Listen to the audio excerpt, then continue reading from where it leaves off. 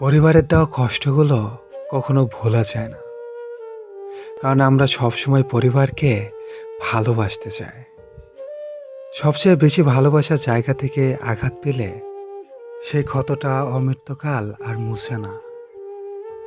প্রতিটি মানুষের সঠিকভাবে বেড়ে ওঠার জন্য পরিবার এক একটা ক্ষুদ্র রাষ্ট্র। পরিবারহীন মানুষ যাযাবর সমতুল্য। এখান থেকে মানুষ যেমন অফুরন্ত ভালোবাসা পাওয়ার আশা করে, তেমনি ভালোবাসে মানুষ পরিবারকে। একটা চিরন্তন সত্য বলে, যদি কোনো মানুষ কখনো ভালোবাসার গভীরে পৌঁছে যায়, হোক সেটা কোনো প্রাণী অথবা পরিবারের মতো জায়গা, আর সেখান থেকে যদি প্রতিদানে আঘাত পায়, সে আঘাত সত্যি ভুলে থাকার মতো নয়।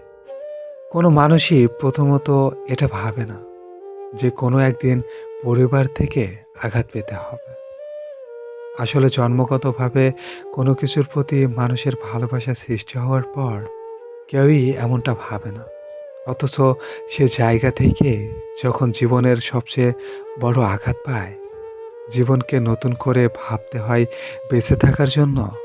আর কাছের মানুষগুলোকে না পারা যায় কিছু বলতে, না পারা যায় তাদের উপর প্রতিশোধমুখী হয়ে উঠতে।